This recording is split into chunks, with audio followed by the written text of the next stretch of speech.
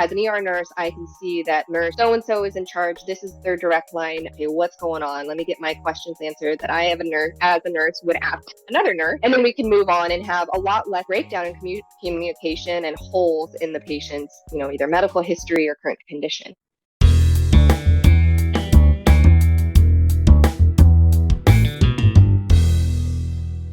Hey out there, welcome back to the Nursing Home Abuse Podcast. My name is Rob. I will be your host for this episode.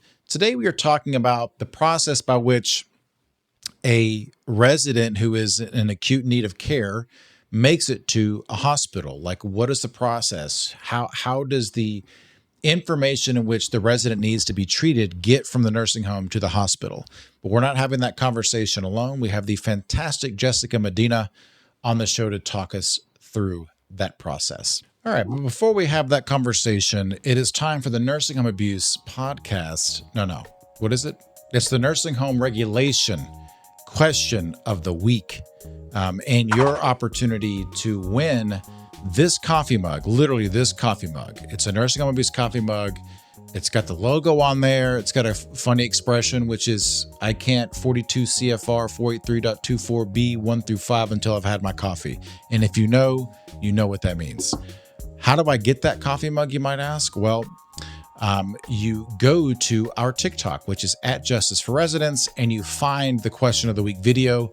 This particular Question of the Week video is going to have Miss Rachel, the famous Miss Rachel, in the thumbnail. So look for Miss Rachel, comment your answer to the question, and then also comment your favorite influencer.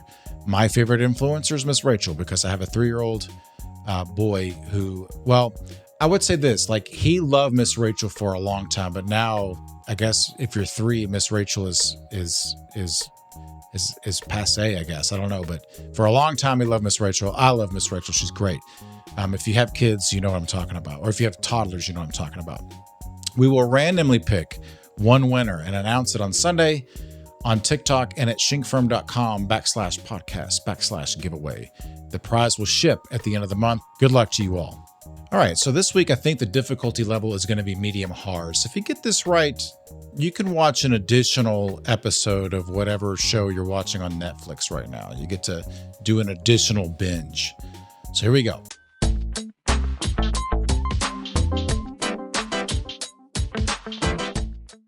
Under 42 CFR 483.45C, how often must the nursing home review the drug regimen of each resident? Is it A, once per shift, B, once per week, or C, once per month?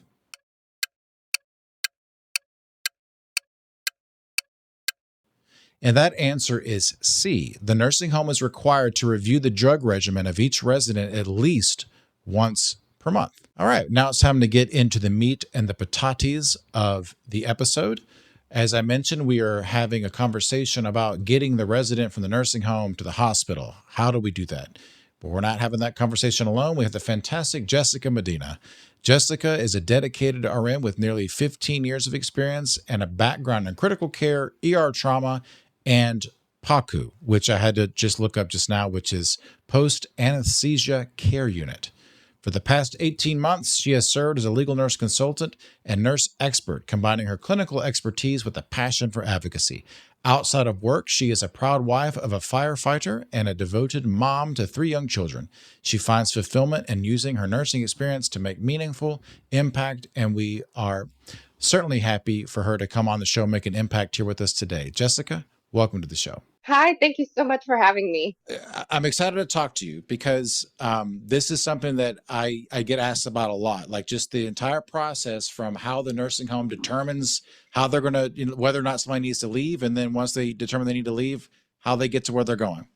So I guess the first question is, what are the processes by which the nursing home decides to and then transfers that resident? Like, to walk us through that from a general sense. Sure. So the emergency department really has no part in the actual setting up of the transfer. That is the nursing home. And from my understanding, it occurs when the nursing home recognizes that the resident needs a higher level of care. And the 2 different levels that it usually happens at is that if it's in a controlled, the patient's stable, let's get the patient to the emergency department. They'll set up transport through a transport agency. And in my experience, the members of that transport agency are EMTs, usually two EMTs. They will get the patient loaded up, they will get report, and then the patient is transferred to the emergency department. The transport agency will contact a base hospital, which is there's a radio nurse who will get report. Okay, we know this patient is incoming to us. We get prepared for them. Or if the patient is in an emergency situation, let's say the patient is in CPR status or they're not breathing, then the nursing home will call 911. An ambulance will come. Same idea. The nursing home will provide the information, usually on a let's go sort of basis. We need this stuff and we got to run. And then same thing, the transport agency, the ambulance will call the hospital, say, hey, we're on our way. This is what we have. And then as the emergency department will prepare for their arrival.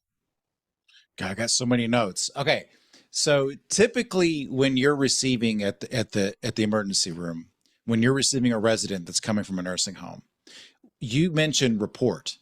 So what do you and I know every case is different. Every nursing home is different, every hospital is different. But typically, what is a report? Is it a physical piece of paper? Is it like, are they showing you an iPad with a screen? Like walk us through that.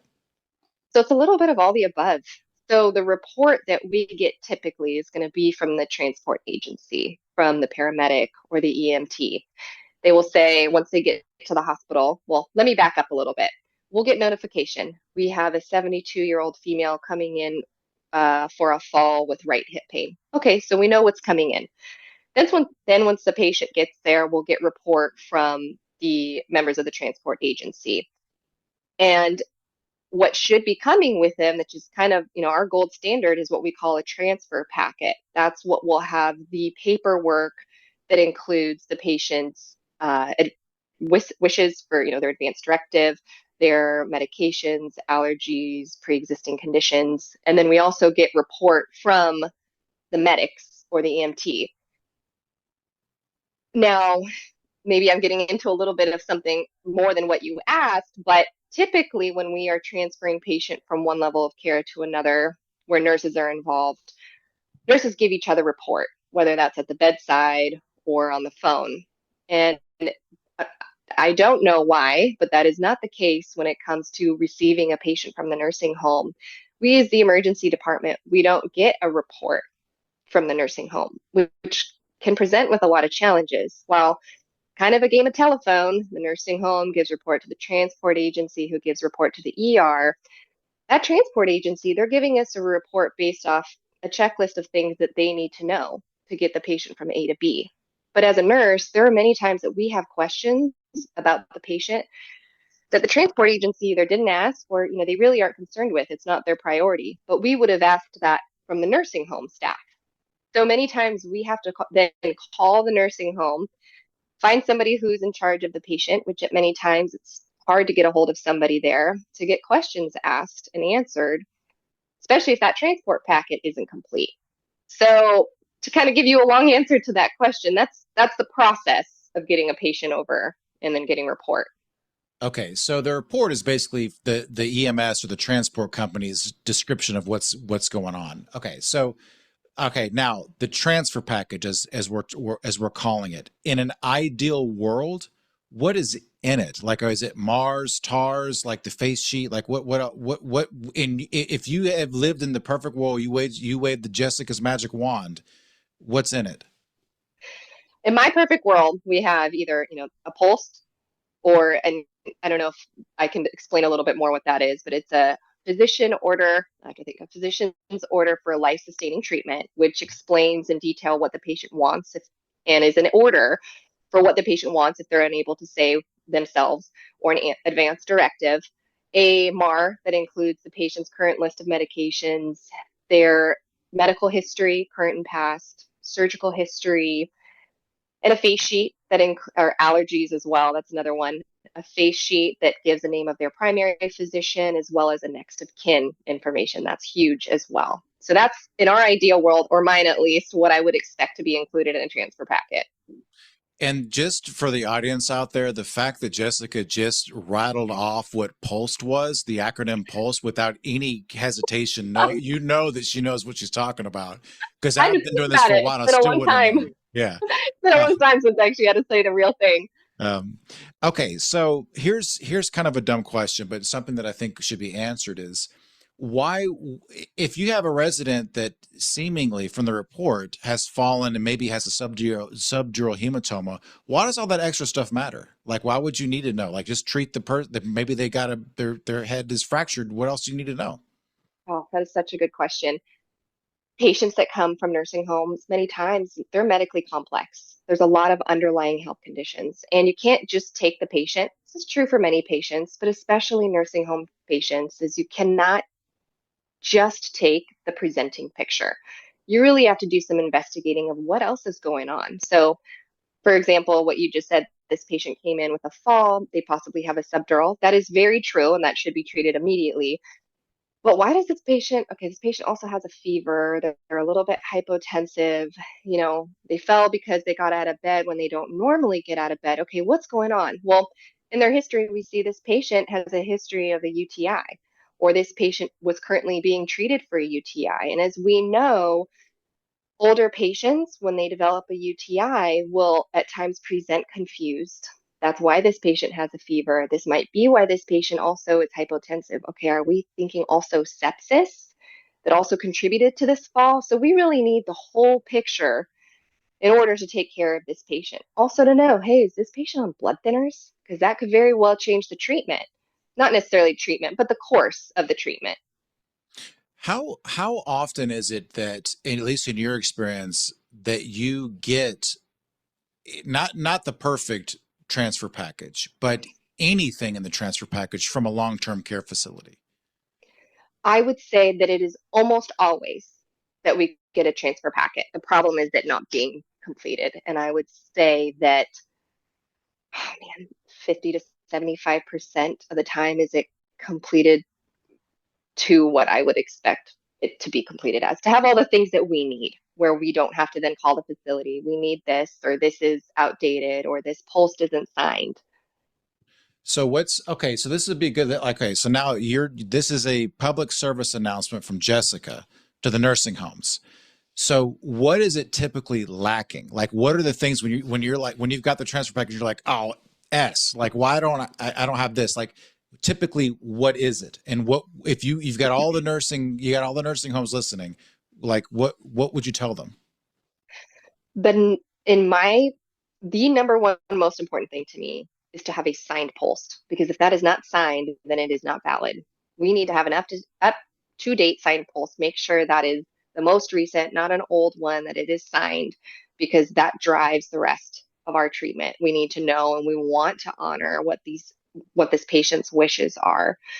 Ensuring that that is signed, we want to know what medications they're on, and what their medical history is. Make sure that that is in there so that we have a full picture of what this patient looks like before they get to us. Well, not a full picture, but a good idea.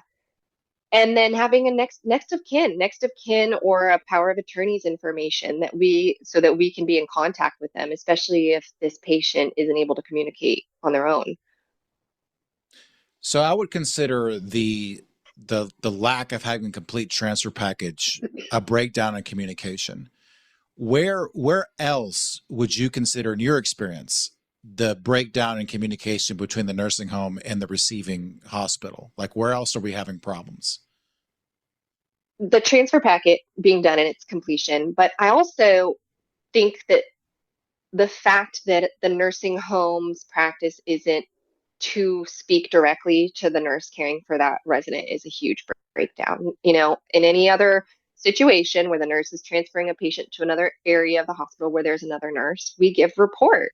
And granted, there are some challenges when a patient is leaving a nursing home to the hospital. They don't know exactly what room, so to speak, or what nurse at the ER will be caring for that patient. So that makes it hard for the nursing home to call when the patient leaves and say, "Hey, can I talk to nurse so and so in the ER?" They don't know who it's going to be. But if there would be some sort of process that could be in place where on that transfer packet it stated, nurse so and so, this is their direct number. Call them when patient arrives to get a direct report. That would be extremely helpful so that as an ER nurse, I can see that nurse so and so is in charge. This is their direct line. I have my patient now. I've got them settled. I'm calling to get a report to get an idea of, okay, what's going on? Let me get my questions answered that I have a nurse as a nurse would ask another nurse. And then we can move on and have a lot less breakdown in communication and holes in the patient's, either medical history or current condition. Is it ever the case that the nursing home calls the hospital, like in your experience, like affirmatively, like, okay, we're sending somebody here. We didn't have time to give the EMS people a report, et cetera. Does that typically happen? No, No. I have never come across that. It's the standard process is the nurse to the transporting agency to us. And what's interesting is that, and it's always been my standard practice, I don't truly know if it's a policy in our hospital, but it's always been my standard practice is that if the patient is leaving to go back to the nursing home, let's say they don't need to be admitted, I always call the nursing home and I ask to speak to the nurse that's taking care of that patient. And if that's not nurse is not available, to speak to the charge nurse. And it's very you typically it's a very quick report. Hey, we saw so and so. These are the medications that we gave. These were their last set of vitals. This was what we found or didn't find. They left at this time. They're heading back to you. And if we're doing that on our end so that we're closing the loop on what was done on this patient so that they know who they're getting back and what they're getting back and what happened to that resident, then it should be working the other way around. We should be getting, as an emergency room, a report from the nurse or the caretaker at the nursing home. What are some problems in this? I think you described this probably perfectly, as the telephone game. Like, what are some problems that are occurring between the facility, the nursing home, and the transport agency, and then from the transport agency to you? Like, where are you seeing problems there? So the transport agency, they're really great at doing what they need to do and getting the questions that they need answered, again, to get the patient from point A to point B.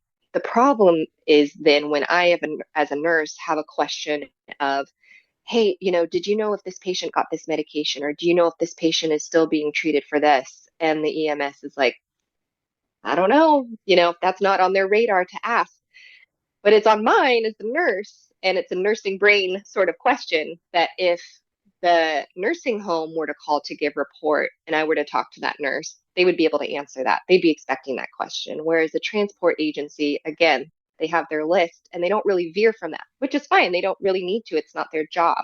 So let's imagine that you've got a Genki transport report, like what did we say? Transfer sheet? What's the name that we said? What is it called? What are we calling it? So we call it, and I've probably been saying it interchangeably, but either a transfer packet or a transport packet, The packet. The either packet one. was the word I A lost. packet. The transfer packet. So let's say you got a Yeah. janky transfer packet, okay?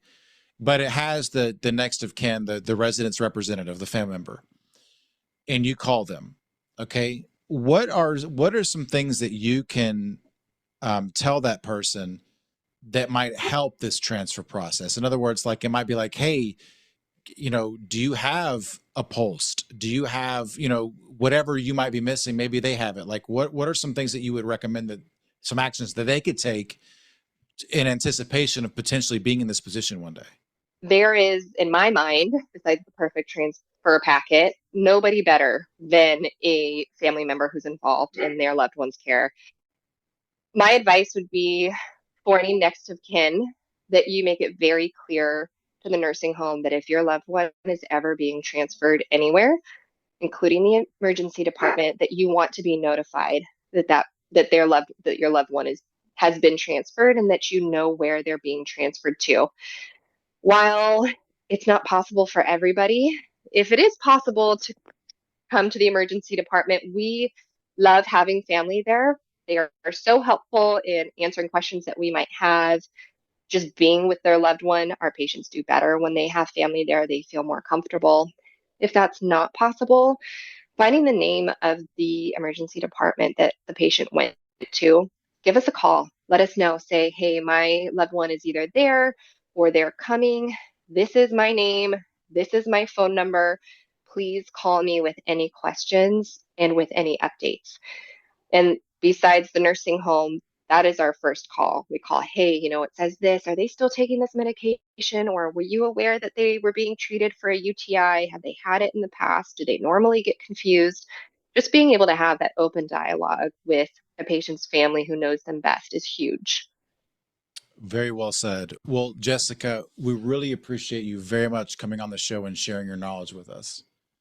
Thank you so much for asking. It was a pleasure. Well, folks, I hope that you have found this episode educational. If you did, please be sure to like and subscribe wherever you get your podcast from. If you have an idea for a topic that you would like for me to talk about, let me know. If you have a suggestion for someone that you would want me to talk to, please let me know that as well. Please make sure to do whatever it takes to get this stupid mug. New episodes of the Nursing Home Abuse Podcast come out every single Monday. And with that, folks, we'll see you next time. Thanks for tuning in to the Nursing Home Abuse Podcast. Nothing said on this podcast, either by the host or the guest, should be construed as legal or medical advice, nor is intended to create an attorney-client relationship between the host or their guest and the listener. New episodes, for now, are available every other Monday on Spotify, Apple Podcasts, or on your favorite podcast app, as well as on YouTube and our website, nursinghomeabusepodcast.com. Again, that's nursinghomeabusepodcast.com. See you next time.